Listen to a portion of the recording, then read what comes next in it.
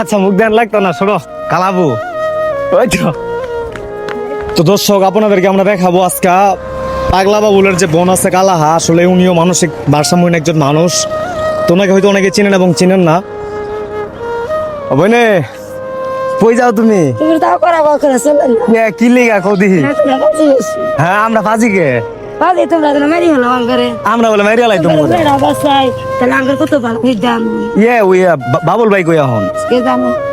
বাবুল ভাই কো এখন?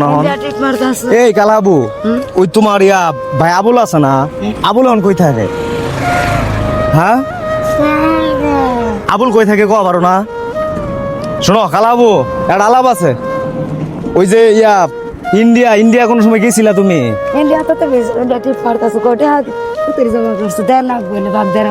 ভাগ নিবা আমার ওইদিকে গেলে সে নিবা। তোমার খাবার কিনে দেই, খাও না, এটা করে দিই ওইটা করে দিই। আজকে তো তারপরে এখন আজকে কি খাবা কৌ দিদি? এই শোনো বোন, শোনো শোনো, তুমি আমার বোন না? কি কি আছে? কি আছে? গাছ আছে ইন্ডিয়ান বট গাছ অনুযায়ী করে ভাইতো।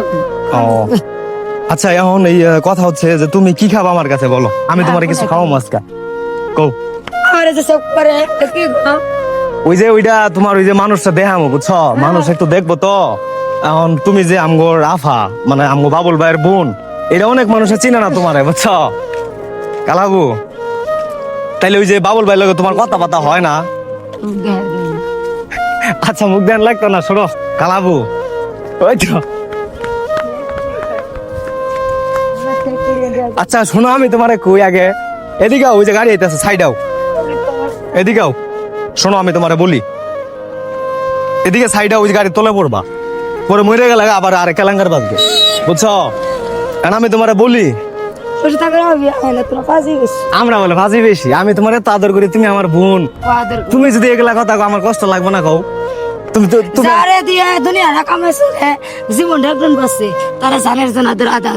আমরা তো জানি আদর করি। এই যে তুমি আমার বড় বোন, এটা আমি মানি না, সব সময় মানি। এই যে টুকটাক দেহা সাক্ষাৎ হলে তোমার কিন্তু আমি এটা খাওয়াই, আবার মাঝে মাঝে কিনে নাও না, কথা বুঝছো তো কালাবু? আচ্ছা এই যে তোমার বাবুল ভাই যে মানে পাগলা হইছে, বা তোমার আবুল ভাই যে ঢাকা আছে, মানে তোমার কি এরকম ধরনের কথাবার্তা মনে আছে? তোমার আব্বা আম্মা কই, বা তোমার পরিবারের সদস্য কেরা কোন জায়গায় থাকে, এটা কি তোমার মনে আছে? জানো কিছু? তুমি জানো না? মাঝখানে না তোমার ওষুধ পাতি খাওয়াইলো, মাথা পাগলাইতেছে। তো বিষয়টা আমি একটা ক্লিয়ার করি।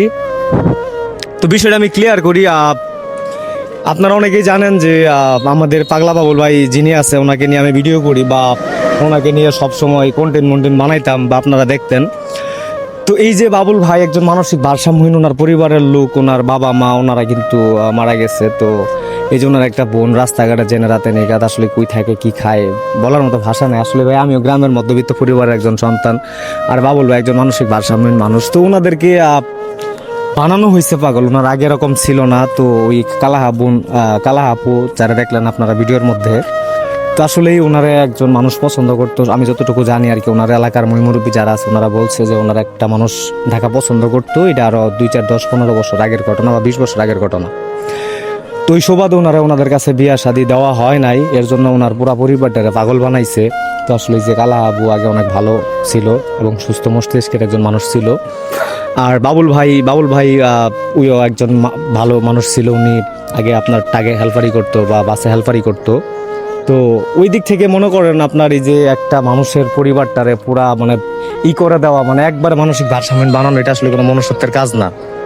তো আসলে বাবুল ভাইয়ের সুবাদে, কিংবা ওনার পরিবারে যারা আছে, বাবুল ভাই, আবুল ভাই, তারপরে আপনার কালাহাবু, তো বিষয়টা হচ্ছে যে ওনাদেরকে আমি অত্যন্ত ভালোবাসি এবং ওনারা আমার পছন্দের মানুষ।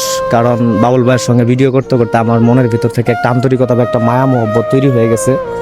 আর কালাহাবুর লোকেও আগে ভিডিও করতাম, ভিডিও করতাম, ওনারা তুলে ধরতাম আপনাদের মাঝে। তো আমি জানি না যে আসলে ওনারা চিকিৎসা করলে সুস্থ করা সম্ভব কিনা, তবে গ্রাম অঞ্চলের মানুষ তো জানেন যে আসলে দিনমজুরি বেশিরভাগ থাকে। তো ওনাদেরকে দায়িত্ব নিয়ে ওইভাবে চিকিৎসা করার মতো লোকজন নাই। আর পরিবারের যদি মানে আপনার নিজস্ব কোনো লোকজন না থাকে আসলে এই গুরুত্বটা কেউ দেয় না আসলে ভাই, এই যুগে কে রাখার থাকে। তো আপনাদের কাছে এতটুকু দৃষ্টি আকর্ষণ করবো যারা বাবুল ভাইকে ভালোবাসেন, এবং বাবুল ভাইয়ের বোন আছে কালাহা আপু, তো অনেক মানুষ আছেন যারা প্রবাসে থাকেন বা আমাদের বাংলাদেশে থাকেন, লাখ লাখ টাকা ইনকাম করেন প্রতি মাসে, তাদের কাছে আমার এতটুকু অনুরোধ থাকবে, এমন যদি কোনো মানবিক ভাই থাকেন যে আসলে ওনাদের একটা দায়িত্ব নিয়ে বাবুল ভাইকে একটু চিকিৎসা করানোর একটা খরচ বহন করবেন, বা ওই যে কালাহাবু আছে তার একটা চিকিৎসা বাবদে খরচ বহন করবেন, তো আমি মনে করি এটা মানবতার সর্বোচ্চ স্তরের একটা কাজ হবে, মানে সর্বস্তরের একটা কাজ হবে। তো যারা এই দায়িত্বটা নিতে চান অবশ্যই আমার সঙ্গে যোগাযোগ করবেন। আর আল্লাহর রহমতে আমি একজন মুসলিম পরিবারের সন্তান, আমি যতটুকু আপনার মাধ্যমে করতে পারি আমি করে দিব, কথা দিলাম। তো ঠিক আছে, সবাই ভালো থাকবেন, সুস্থ থাকবেন, আল্লাহ তাআলা যেন সবাইকে সুস্থ ভালো রাখে। আল্লাহ হাফিজ।